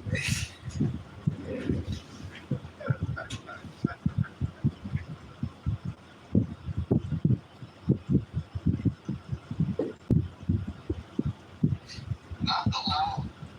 You were doing so good. You did hit Grizzlies one more.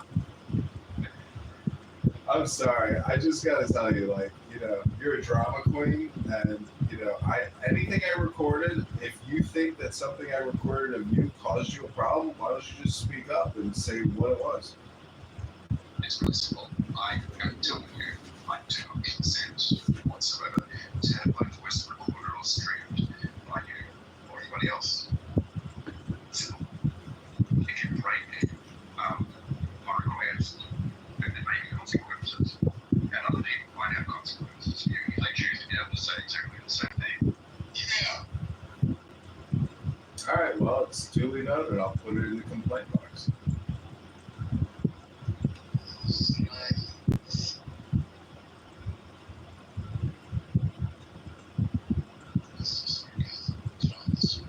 I mean, Clubhouse is not a complaint box depository. Nothing gets stored here. Your complaints are in some kind of ticketing key or something, some kind of locator code. I mean, I hear you, and I apologize, but, I'll make my atonement on Yom Kippur, when I pray to Hashem, and I'll ask for forgiveness from Hashem, not from you. Not yet. It's not Yom Kippur yet. I haven't come to you yet to ask for your forgiveness. So just be patient, okay? It's coming, bro. Nothing short of 2 words of backdrop. Communication. So,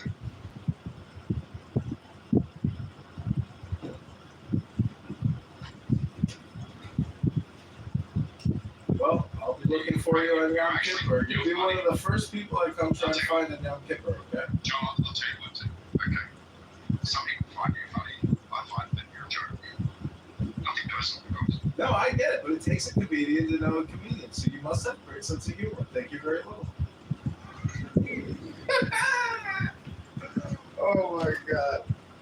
Oh my god. Would you say that what John Cena is between somebody photographing you?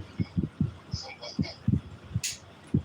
Without you getting back, yeah, but that person taking a photo of you and putting up on a website without your knowledge, sure. And look, I mean, that's perfectly legal, right, to be able to do. That's right. Well, in some countries and states, I'm sure that's not as well, but yeah, it's just an invasion of privacy. It's a lonely type of thing to do, really. Yeah, it kind of rubs me the wrong way, but don't worry about that. It kind of rubs me the wrong way. But do you feel that any people, let me ask you a question.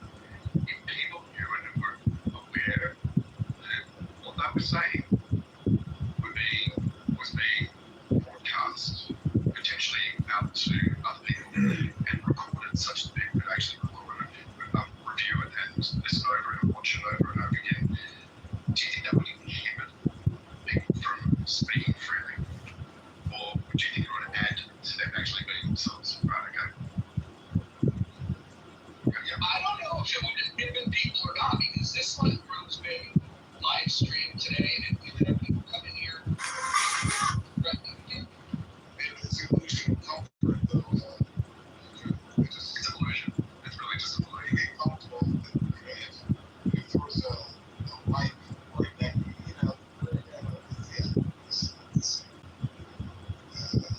I mean, Joe, you had something to say. Yeah, I'm not sure.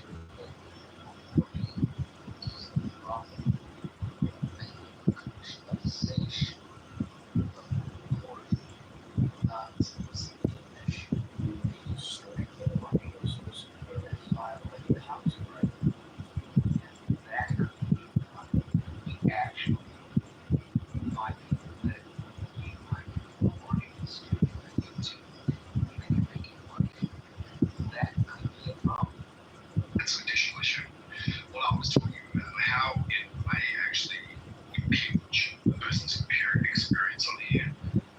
If they actually hear that they'll be recorded. A lot of people don't come up with He's a clubhouse purist, this guy, bro. You're such a clubhouse purist. It's so Are you feeling triggered? so profound, so professional. What a purist. Not actually Doesn't want to impinge people's experience. Okay, you do it again, I will remove you. I have no hesitation in removing you. I get you. Purist.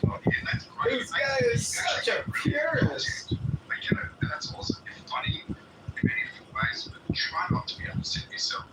Just like a couple of minutes. Hold it on to the center. It's other people. Hold it on to the center. Okay, and impinge upon other people's freedom, but being able to just speak. And this is effectively what it does. Such a clubhouse That's just my opinion. You can do it whatever you like. What But an Joe, you bring up a really interesting point. There's a legal issue. And there's also the issue of people feeling inhibited about coming up on stage and talking, knowing that their thoughts, their ideas and feelings, their voice are being recorded and streamed and then captured on YouTube and other platforms. And this is a big issue. It pinches upon other people. Yeah, well, yeah, I don't agree an excellent point. It's the expectation of privacy, and people should have no expectation of privacy in Clubhouse. Commercialization. Joe, if you're going to go, there's a point, I mean, there is a, I'm going to stop you there. There's a level, okay? There's a range that we can look at. He's and say, Australian, yes, he's I fucking agree, crazy. that was a blanket statement. But to be able to come on here and speak to me up there, the privacy, total privacy, that would be ridiculous because you've already signed terms and conditions. We know that. But it's not a binary issue. Can we agree on that? I agree that it's problematic, and I don't endorse what John's doing, and I'm not making any excuses for it. I find it here. Road voters the wrong way in this area. Yeah, I do. But it's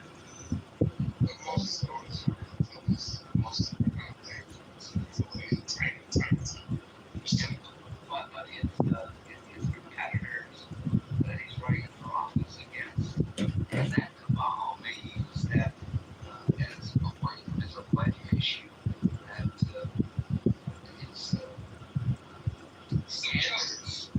Joe, here's the thing, right? In order for his competitors to use that, his competitors would have to feel threatened by him. And for his competitors to feel threatened by him, he have to be a threat.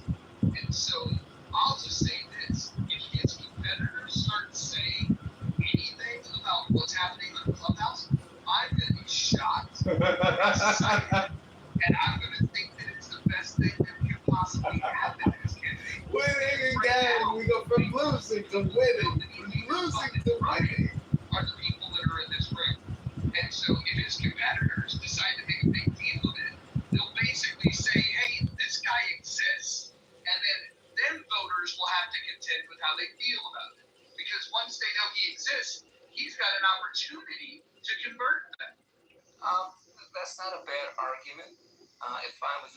criticizing LaHood, I would say ignore John until he actually has a chance of beating him. So I would ignore it, and I would hold that in my back pocket. Well, that's why it takes political activists like you organizing a clown house to irritate LaHood into getting him to comment about the campaign to elect Congressman candidate John Kitover on X. Follow me on X at John Kitover IL, that's Illinois. Or click the link above. Give $100 right now and let's change the situation now. Yeah, listen, here's something. If you think that voters would find this offensive, that what he's doing, go get links to all of the fucking content that he has, specifically about advertising that he's running for Congress, and send that to LaHood as well as the Democrat candidates and say, look at this character. You guys should do something about this. I would feel that would be the biggest contribution that you could do to the John Kitover campaign. The second best thing that you could do is you could fork it over for John Kitover. Just real quick, I want to be open-minded for a second. John, I want to hear out what your policy platform is. Or what Sure, let me ask you first, though. How do you keep an open mind? Being willing to hear out the ideas without immediately throwing them out. So, hearing the ideas without immediately throwing them out, that's how you keep an open mind? Yeah. Okay, well, please proceed, XG. Yeah, so I guess I'll start with some basics because I don't know what the fuck's going on. I'll make that clear. So, one, what are you running for exactly? Two, why are you running for it? And three, what are some things, basic things in a summary you seek to achieve while you're running for it? That's an awful lot of questions right now at 11 p.m. at night. And I've been battling Brad all day long on Stolen Valor. So go to Instagram.com/John Kitover. Subscribe to me on Instagram, and we will set up a private call, XG. But please follow me on Instagram now. Thank you. I'm going to meditate for 10 minutes. John, that sounds like a dodge. That was a dodge. And then he runs away. He's running away, Mojo. He's running away. He's running away. And Mojo, when you started your room, you didn't have the recording on. You kept it on because you just knew it was Nate. Yep. And I was one of the biggest vocal critics of John Kitover. He can vouch for that. Others that have been in these rooms can vouch for that. And the game changed. And this is the thing that I think people need to recognize is that if we were having this conversation 3 months ago, we would absolutely have a strong point that, like, hey, we're in a room with no replays. This seems like a trashy move, and we're going to use all the tools that we have at our disposal. If we identify you, we're going to remove you from the room, yada, yada, yada. But even back then, if you think about it, he could have been recording those rooms without us knowing it, and then instead of doing a live stream, he could have put it up the next day. And the only reason we knew that it was live streamed is because we were getting a real live feedback loop. And so he could have modified his approach, and it would have been recorded and distributed, and nobody would have known. He's been very, very open about the fact that, yes, he's in the room, he's going to stream the room. And I was the biggest target of this.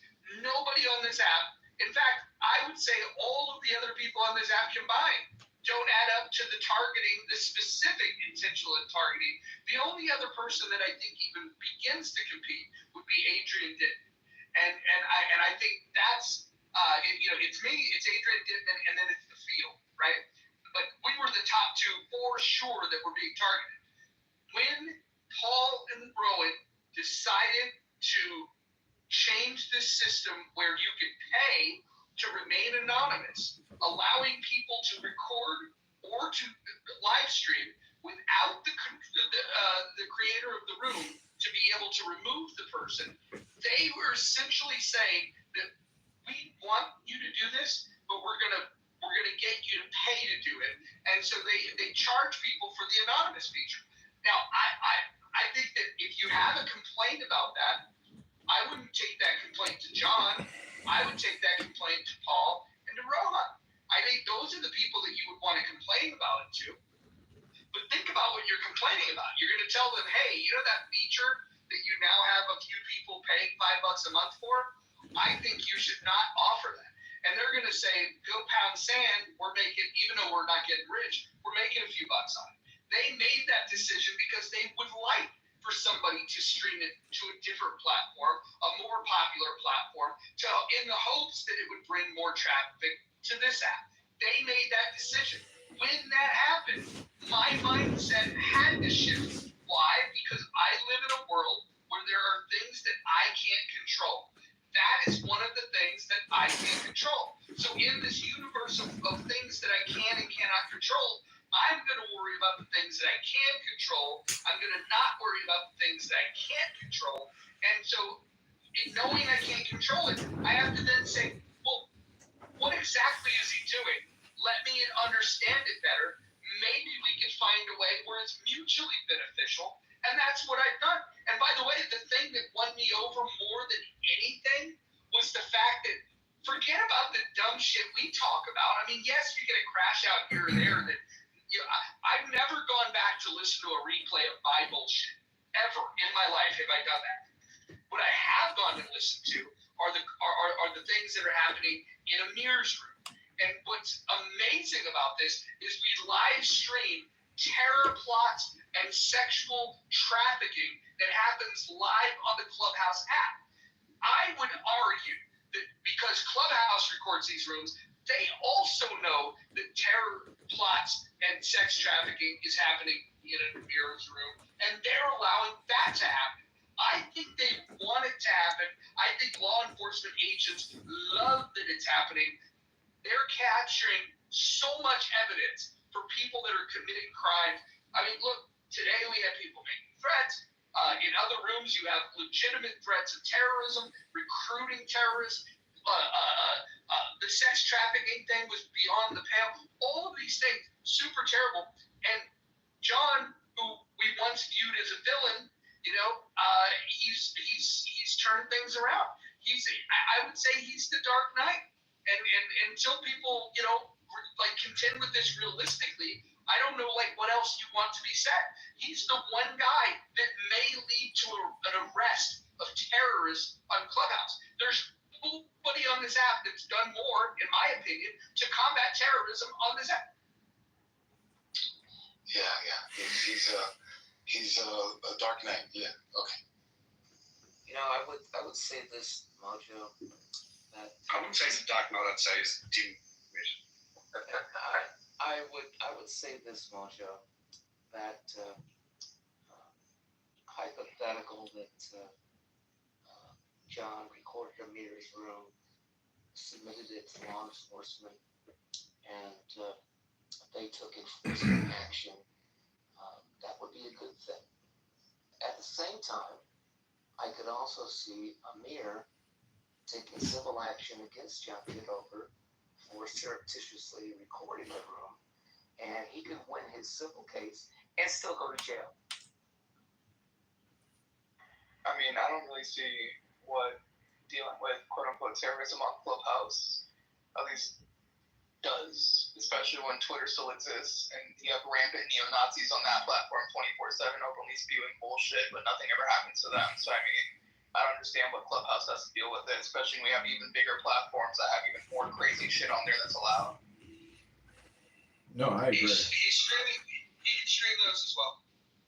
I agree. I have streamed a lot of these JQ radio rooms, which are Jewish Question radio rooms, where they sit there and, I mean, to me, it's shocking, but I guess on the internet, I think people's brains are wondering how they can create the most insane, psychotic, scary stuff you've ever heard, and X is full of it. Clown House, I think it's a small enough community where people can identify the road ragers, but even the road ragers don't do what they do on X. X is a different level of insane, psychotic, just really annoying people who can't have conversations, and they are extremely obnoxious and petty and childish so it's annoying to listen, annoying to interact, but I love roasting them and going in there and just yelling at a bunch of these people, and then they see that I'm running for Congress, or they think I'm a congressman. It it creates a pot stir and shakes the hornet's nest. So I don't know if it has any value, because most people aren't going to pick up a book, and there's no real education happening. It's like this dopamine word game of trolling and shocking. Like, what Brad did on the app today, the past couple of days. Like, to me, that's I think it's extremely questionable, and but the way it impacts people and the Munchausen syndrome that it creates with people is also impressive to watch, because I think from like an animalistic perspective, when somebody goes on this crazy psychotic road rage homicidal ideation rant, it's like a silverback in an enclosure with all these female gorillas, and you see how behavior and conditioning influences people. And I'm just saying, live streaming all this stuff and recording all these human interactions, to me, is almost like a psychological observational study, and I'm learning from it. I hope people who watch videos learn from it, and I want to complement it with books that I have. I would really like to figure out a way, how can I get interested in the thousands of books I have surrounding me, and find the time or the desire to even want to read, because I got to say, human interaction is far more dopamine creating than the hard work of extracting information from reading a book. So, Clownhouse is technologically innovating, but also in a way retarding. Just real quick, Judge Mojo, I would like to call for all the words spoke about my client Brad to be struck from the record, please, as he's not present at the moment.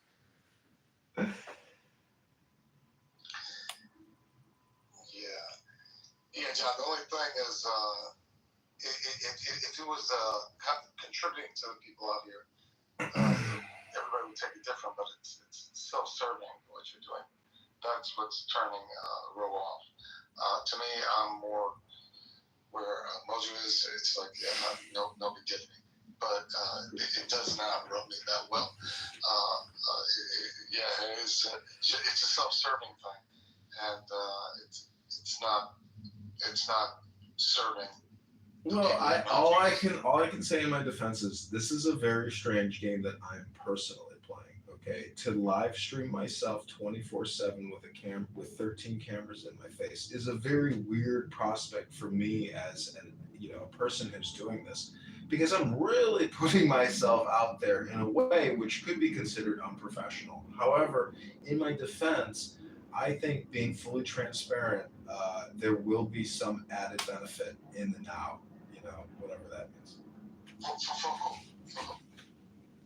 I think in a way I can do some type of a therapeutic service for people who come on here and do homicidal ideation, terrorism planning, and maybe even sex trafficking coordination. Maybe by putting a light on people or exposing people or threatening people with exposure will cause them to somehow question what they're doing and modify what they're doing. I don't know. It's a very complicated word game. It's just going to piss them off. That's what it's going to do. I'm going to go back to Ron's, thesis on surreptitious recording. It's a problem, and you've made it your problem. Well, I've been accused. Well, people say that it's illicit recording. It's not illicit, it's explicit. And I try to be a gentleman, and I record a lot of profane people who do a lot of vulgarity, insane hate speech, racism. I mean, people like Pepe and other people who may cozy up to people, and now they're considered part of the clique because they talk to us. I have people saying really foul-mouthed stuff to the point where, if there was an index of what everybody has said throughout all my recordings, and you were to just hit the top 10, people would say, holy shit, because they have said things that are so vulgar, so profane, so obnoxious, that when you look at all the little snippets and you listen to what somebody's actually saying, you question their sanity, you question their motives, their intentions, their personality, their character. It's a lot of data on a lot of people. So that's why I say, if you come from a good place in your heart and you're communicating peace on this app, well, then you know what? Maybe you're a good person, and you're in the clear. I think it's really cute. I think it's really cute. All honestly.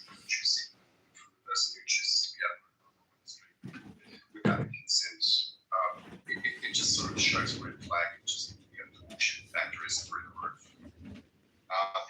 It's not like I created some app or something. I'm just using YouTube to live stream myself, you know? It's just recordings. I don't know why it's a big deal. I'm actually really curious right, as to how you would just be able to psychoanalyze yourself, a person who spends literally years, not years, with multiple, like tens of mobile phones recording other people. Oh yeah, 50, 60 cell phones I have here in my home office, yeah. Yeah, I know.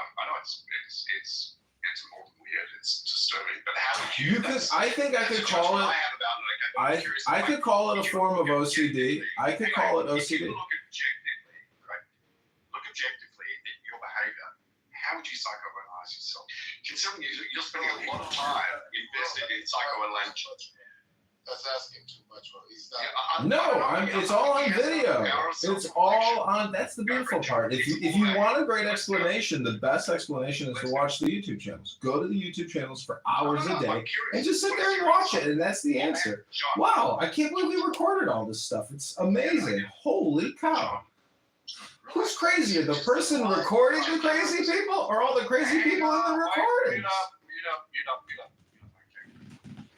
How would you psychoanalyze a person objectively who spends years of their life, right? Well, I can very easily look at it subjectively, not just objectively. John, I get it. Just hang on, John. Just chill out for a second. A person who sits in their room literally 24/7, goes up and down doing yoga and streaming himself whilst recording other people without consent on tens of devices. How would you psychoanalyze and profile that particular type of person? Go for it, John. Mike's yours. Okay, so the way I think I can look at it is by self-deprecating myself and unfortunately submitting myself to play the fool. Try being objective about it, please. I am trying to answer your question genuinely. I put myself at a professional risk to record myself recording other people. So selflessness, kindness goes both ways. If you think I'm a selfless prick or an egocentric, narcissist, toxic, malignant person, you can't make that determination. That's an all or nothing position. As Mojo has stated in my defense, I have made recordings that are so devastating to some of these people because it is against the law what they're saying. So I have put myself at risk as a former military intelligence officer to bring light to a toxic problem on this app. I asked you a direct question. I'd really appreciate it if you can give me a direct answer instead of just bullshitting off. Go for it.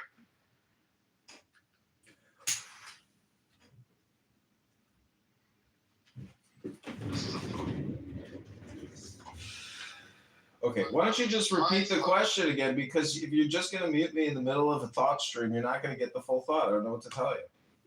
I'm helping you to keep on track, John. That's all I'm doing.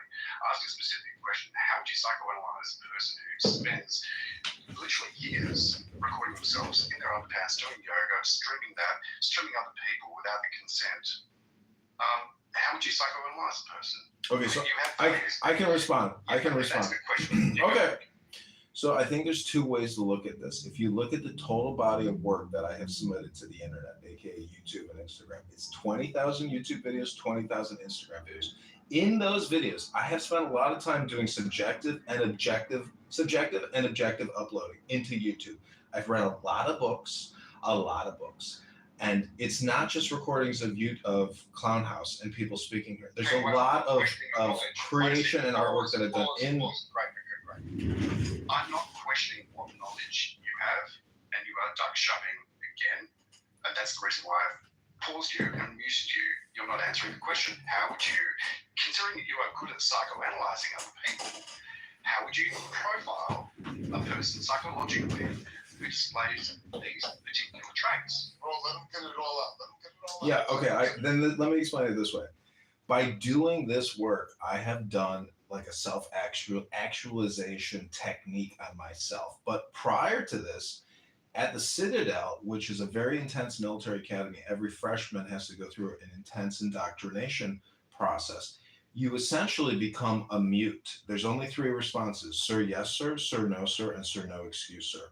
So we can continue this line of questioning, or if you want, I can just resort to the 3 default cadet responses, and we can just move this conversation right along. And if you're interested in contributing $10 to the campaign to elect John Kitover, click that link above right now. If you're enjoying this testy little debate between Rohan and I, and you find it entertaining, well, consider contributing $10 right now to the campaign to elect John Kitover, the 16th district in Illinois. That's right, ladies and gentlemen. This is just entertainment. No one's going to fly to Australia. Nobody's going to fly to Chicago. We're not going to have some kind of old Australian 1930s fight and oil up our mustaches. No. This is just a friendly conversation on a social audio chat app called Road Rage Clownhouse, where people get angry over things from the past, from other rooms. And the rule of this room is be in and out. No bringing in drama from other rooms. So technically, Rohan, please read the rules and reconfigure your line of questioning to come in alignment and compliance with the rules. Thank you very much, Rohan. You make me laugh. You really do. Ron, I'm not sure that John understands the surreptitious nature of what he's doing and how that has a chilling effect on other people. That's one thing, and I'm not sure he cares about that. He doesn't care. But Hang on. Let Chuck go. The other thing is the lawfulness of what he's doing and the commercialization. That is a problem, and you are at risk for that. No matter who you are uncovering, the most vile people in the world, it doesn't matter, because in the same time you're ensnaring people who are just here to talk, and they don't want their stuff streamed, and they did not give you permission to do it, and that's a problem for you. No, I would, in my defense, I would say I'm being social, I'm being political, and any kind of commercialization in the future on YouTube is in the future. But right now, there is no commercialization of the content that I film or create out of this app. Well, the fact that you're putting it on YouTube is commercialization, whether you get paid for it or not. Yeah, but every time you go on a social app, you're putting at risk something like this could happen too. Sure you are. It doesn't mean you're not being violated. It doesn't mean you give him permission for someone else to use your content that comes under copyright. However, the key is consent is exactly what Joe is alluding to. It's one thing to consent to be able to have your information to be utilized by the company that you're utilizing, for that matter, the terms and conditions, which may also include third-party companies as well. That's perfectly fine. People are being streamed and recorded without their knowledge or consent. And commercialization that John's talking about, he's already said in other rooms that he if given the opportunity, he would plan to and does plan to be able to commercialize it if there is that opportunity that presents itself. There you go. Yeah, I did the work. It's called doing work. It's a job. You know how much work I've invested in recording people on this app? I gave up my whole life to start recording this app. It's my work. It's my creation. It's my monetization. It's called capitalism, you communist Australian traitor. Terrible. Yeah, you might be doing what you call work, but the work that you are doing involves other people's ideas, thoughts, and their voice as well. That constitutes a breach. Well, you're in the muff. There's always a little breach in the muff. You gotta have a breach in the muff. You need moisture, first of all. Then you can get a breach in the muff. If you get a breach in the muff and you find a way in and you go straight to the center, well, that's how you get compensated for your artistic endeavor. And you get a critic ultimately at the end. But nonetheless, a critic is... You're breaking the rules. When a moderator is speaking, that's your cue to be able to go on mute for a second, because I just wanted to welcome Anne. Hi, how are you? Wonderful to have you here. How are you doing? Nice to hear your voice, sir. Excellent, thank you. Do you give your consent to be recorded or streamed to any other third parties? I mean, technically when we are on Clubhouse, they're recording all of our voices and they can use it to edit, publish, analyze, and send it to all their stockholders. So, I mean, our shit's already out there, so I don't care. Or lawyers or law firms, they'll give up all the data, no problem. John, hang on, wait. I have to assume that by just being on the app that they're doing it. So like, and God knows who their stockholders are. So do I care if my fellow Americans are recording me? No. It's fine. Okay, I just wanted to let you know. So, John, over here is streaming this conversation, your voice, ideas, and thoughts, and feelings, for that matter, over to another service, which is YouTube and possibly another platforms as well. Yeah, X and Clubhouse as well. Ideas. Wow, geez, John, I don't know. X and Clubhouse, everybody. Follow me on X and follow my other Clubhouse accounts. Right. Oops, so sorry. Oops. John, I'll bring you back up. Very funny. Very funny. That's very funny. I know he's great. He's great joke to laugh at, and it's fantastic. So I just wanted to let you know, and that's what's going on. Okay. Yeah, Mojo explained everything. It's very simple, and he doesn't care, bro. I know. I know. Try to get him to see a blind spot. He does not care. Well, we're gonna have a debate. We got Darren LaHood on stage, or at least a representative. Oh no, it's Dr. Adams. I'm just, I'm just supporting Darren LaHood. I'm with the LaHood crew, so I'm definitely supporting Darren LaHood. Brad and I were actually, we were talking. We were thinking about going half on $1,000 a month apartment just to have an address out there. To vote. Okay, just to vote for LaHood in Control District. Okay, because we believe in LaHood's vision. Okay, we believe that LaHood is good for the hood. I'm gonna restart this live. Hope you're enjoying it. That was pretty funny. Just because you've given explicit consent to Clubhouse does not mean, and you have no expectation of privacy, does not mean somebody else can use your content any way they want. They can't do that.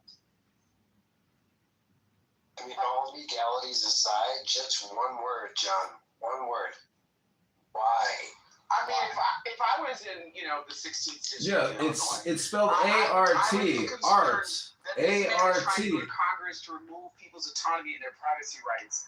Okay, to be listening and recording people probably on their cell phones. I mean, why would you trust somebody that has violated your perceived sense of privacy? A-R-T, We all know. art, We all art, know. We all know. A-R-T, art, art, A-R-T.